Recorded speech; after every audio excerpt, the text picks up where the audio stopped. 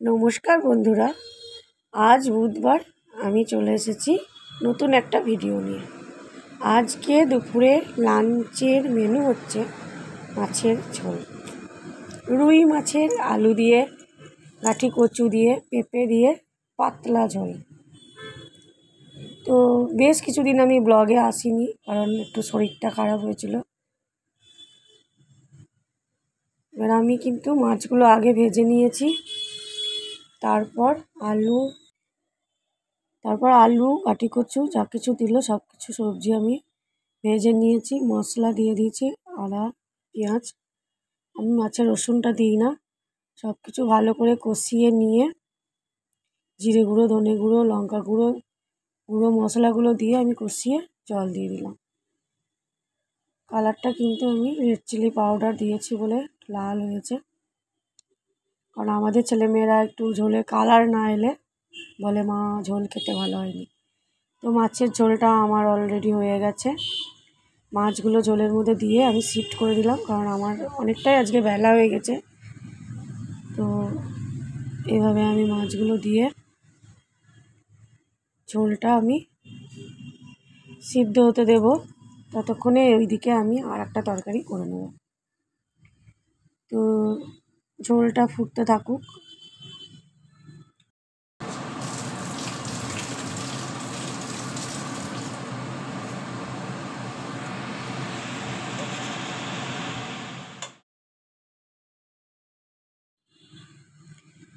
এবার আমি পনিরের তরকারি করব, কারণ আমার মেয়ে মাছ খায় না,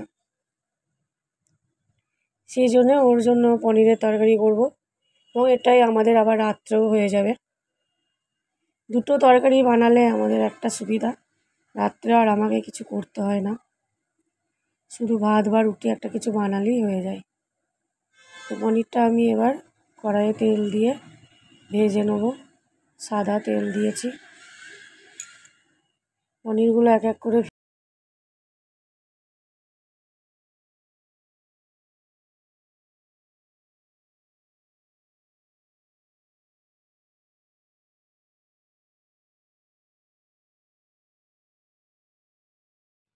এবার আমি পনিরগুলো ভেজে তুলে নিলাম। পনিরগুলো খুব হালকা করেই ভাজবো। তো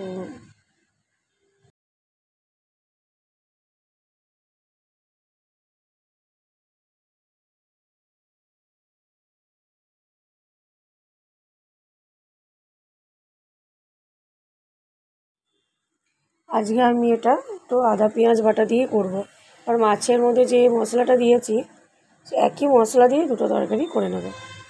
তো ওর মধ্যে একটু আদা বাটা, পেঁয়াজ বাটা, জিরে গুঁড়ো, ধনে গুঁড়ো যা কিছু লাগে, লঙ্কা গুঁড়ো সব কিছু দিয়ে ভালো করে কষিয়ে নিলাম। সাধারণত আমি কাজু কিশমিশ পোস্ত বাটা দিয়ে পনির করি, কিন্তু আজ আর আলাদা করে মশলা করতে ইচ্ছা করলো না। তো এটাও ভালো লাগে খেতে। আর এই পনিরের তরকারিটা আমি জল দিয়ে দিয়েছি। এবার আমার তরকারিটা একটু সেদ্ধ হতে দেবো, আর ভাজা পনিরগুলো এর মধ্যে আমি দিয়ে দিয়েছি।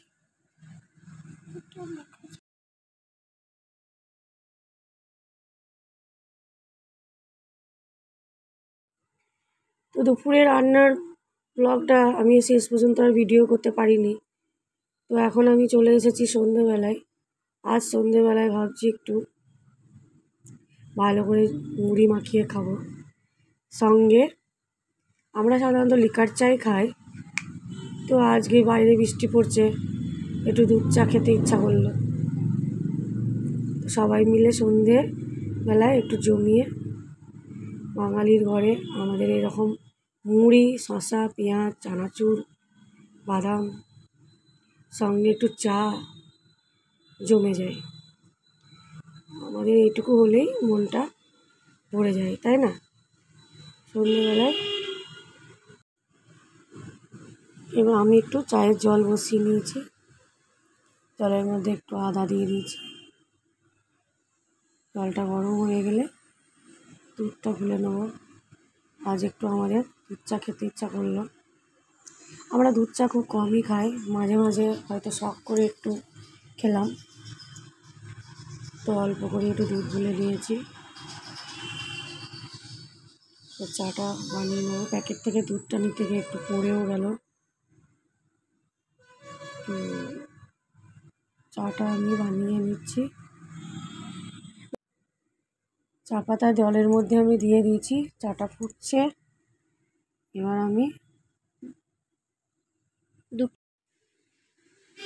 আমি চায়ের মধ্যে দুধটা ঢেলে দিলাম, ভালো করে ফুটিয়ে নেব।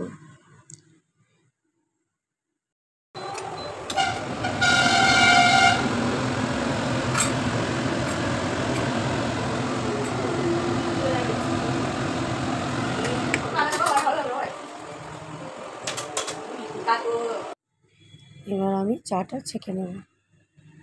চায়ে আমি চিনি দিইনি, কারণ আমরা কেউ চিনি ছাড়া খাই, কেউ চিনি দিয়ে। তো চা করে নেওয়ার পরেই আমি সবসময় অল্প একটু করে চিনি দিয়ে চাটা রেডি করে নিই।